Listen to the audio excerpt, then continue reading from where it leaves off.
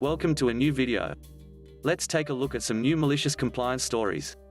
The first story is called Audible Bang. I worked for a safety agency for over a decade. It was a small organization, nothing fancy, and we rarely saw danger. At any rate, when I started with the organization, it was well organized, all files were meticulously kept, the golf carts and cameras were in pristine condition, and everyone was well trained in safety. It was an excellent 5 years until the Mercy Health Care Act hit, and all of us temporary employees, I was a temp for a decade, were told that we were only allowed to work 24 hours a week so that the company could avoid paying for health insurance. I stayed as I had finally decided to finish school. It was still a decent job and decent pay, and was perfect for allowing me time to get my homework done. 2 years later, I get my associate's degree and started my bachelor's, and that's when the new boss was hired for my shift. We will call him Billy Bob. Billy Bob was a narcissistic, misogynistic egomaniac. Generally, he hid in his office the entire shift, so I rarely had to interact with him. Until one day. I was going through the paperwork, and I found that our new hires had never undergone training that was required by both company policy and an accreditation system that we partnered with. I began making phone calls to set up the training, apologizing for the oversight that was not mine, as Billy Bob should have done it and organized the training with the employees. When Billy Bob came back from his lunch break, my heart rate was returning to normal.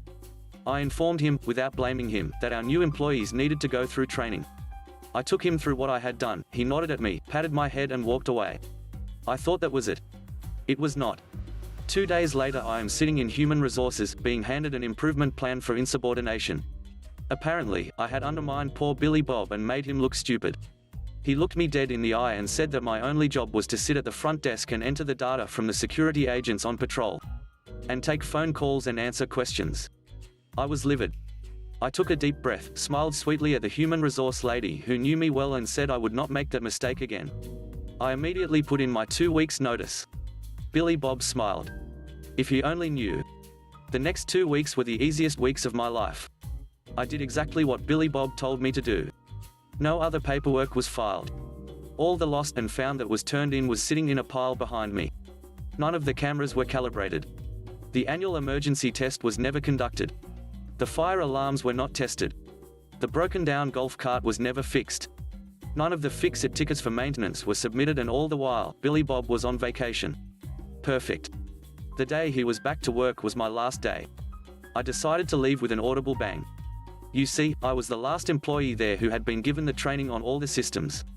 Every time I attempted to teach a newcomer, I would be told that Billy Bob would teach them later. He never did, because he never let me teach him. I had all the codes for the command center. I knew what key went to what locker. Basically, the moment I left, he would be screwed. So I made it worse.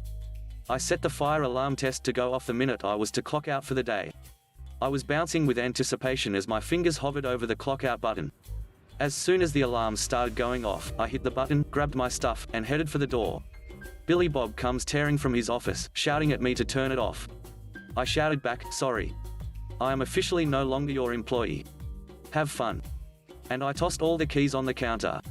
The look on his face was priceless as I pranced out the door. I could still hear the alarms in my car a half-mile away. Glorious. The next story is called, She Wants Coffee from a Fresh Pot. This happened more than 10 years ago, but I consider it one of my finest moments. I was working at a Canadian coffee chain as an assistant manager. Half my shifts were spent in the office, the other half in the drive-thru relieving employees for breaks. It's mid-afternoon and it's pretty slow. A van pulls up on the speaker and I answer, welcome, how may I help you? A lady answered, hi. I want a medium coffee, double, from a fresh pot. I don't want something that has been sitting there for hours. I want a fresh pot. It's important to note that she's talking really slowly and really loud and forceful, like she's sure we're all a bunch of high school dropouts who do not know how to make a cup of coffee. It's degrading. Our coffee pots are timed for 20 minutes from the second they stop brewing. We had this white chalk pencil thing that would write right on the hot pot. So while the lady is repeating her desire for a fresh pot, my coworker has already made the coffee from the pot that technically was still dripping. I said, fresh pot. Got it. Please pull ahead. I tell the staff that I'm personally going to handle this, as I already know that this isn't going to be the end of her rudeness. Lady comes to the window, drops her change in my open hand angrily, the coins bouncing off each other and nearly winding up on the cement outside. I roll my eyes and hand her the coffee. As I'm putting the coins into the till, I'm watching her out of the corner of my eye. She opens the lid, smells the coffee, takes a tiny sip, then, "Excuse me. I wanted a fresh pot. This coffee has been sitting there for hours." "No, it hasn't. My coworker actually pulled the still brewing pot out and poured your coffee from that pot." "You're wrong. I know this is old. This is not the quality coffee of your chain. Smell this. Taste this." She passes the cup to her horrified female passenger who does not want to get involved, but leans towards the cup and takes a sniff. "See. This is not good coffee. I know good coffee. What do you want us to do?" Lady, turning tomato red and screaming, "I want my coffee from a fresh pot." I stick out my hand, grab the coffee back and start walking around the corner to the front of the store. My coworker hands me a new coffee, but I reply, "No, I have to find the freshest pot." So, once I'm around the corner, out of view, I remove the old lid, stick a new lid on the coffee, and wait a minute. My coworkers are watching what I'm doing and all trying to cover a smirk. I return to the window, hand the coffee out and say, "Here you go." The lady opens the lid, takes a whiff and a long sip of the exact same coffee and says, "See. This is what quality coffee should taste like. Well, that coffee came from the exact same pot as the last coffee I gave you." Her jaw drops and you can see the blood draining from her face. She takes another small sip and then, "No, this doesn't taste right. Does this smell right? No. I want my money back." She hands me the coffee, and I hand her back her change. And she drives off. Thankfully she never visited my store again. The last story is called, "You Say You Hit Your Head?" I work in a nursing home. Night shift on a men's dementia floor, to be exact. Normally, I wouldn't harbor ill will towards any resident since dementia makes them do bad things and it's not their fault. A perfectly sweet lady can become an abusive prick once the Alzheimer's kicks in. But this resident, in particular, didn't have dementia. He was 100% legally competent and totally with it and not even in his 30s yet. He was just stuck on my floor because he was physically incapable of taking care of himself due to a lack of strength in his arms and legs caused by some injury. As for why he was on my unit instead of in a hospital or taken care of at home, that's anyone's guess. But judging by his behavior, I assume it was because no one could stand to be around him for more than 5 minutes, and we tend to get a lot of the residents with behavioral issues. Just so we're clear, this guy wasn't our normal case of dear grandpa who was shell-shocked and is now violent due to dementia. This guy was mentally sound and was just a jerk. Case in point, this guy was frequently abusive with the staff. He also had a severe case of, and one more thing, whenever anyone tried to help him, going as far as to frequently lie and make stuff up for people to do just for attention or to exert control or whatever. Naturally, dealing with difficult people is my job, but this guy had no excuse to be as difficult as he was. So I had absolutely no patience for the man, and neither did literally anybody staffed on that floor. When the people who very frequently deal with residents who make absurd demands and physically assault the staff are complaining that this guy was too much to handle, you know it's bad. One particular night, after dealing with his crap for half an hour straight around 3, it was getting ridiculous. I was trying my darndest to do what I could to help him because I had to, but my patience was wearing a bit thin. So I was being a bit more terse than normal. At this point, he was insisting he needed a new bed alarm because he didn't work.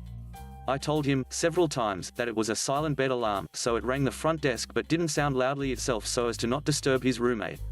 To prove his point, he very suddenly conjured up all the strength his body somehow hid and flung himself off the bed as I stared in disbelief, not able to react. The area he landed on was free of anything he might hurt himself on. And in fact, he had fall mats on the sides of his bed to catch him anyway. He also had a very low bed. In total, he fell about 6 inches onto a soft mat as I watched him. But this guy insisted he had hit his head, despite no object even coming with a foot of his head on his descent. Normally, if a resident fell as that and someone watched it, we'd have to take vitals, just to make sure they're all right. But the resident could refuse the vitals. But he said he hit his head. Naturally, I called in the nurse on duty. She's normally a sweet lady who'd feel guilty if she looked at a fly wrong, but also had the sense of humor of a wet blanket.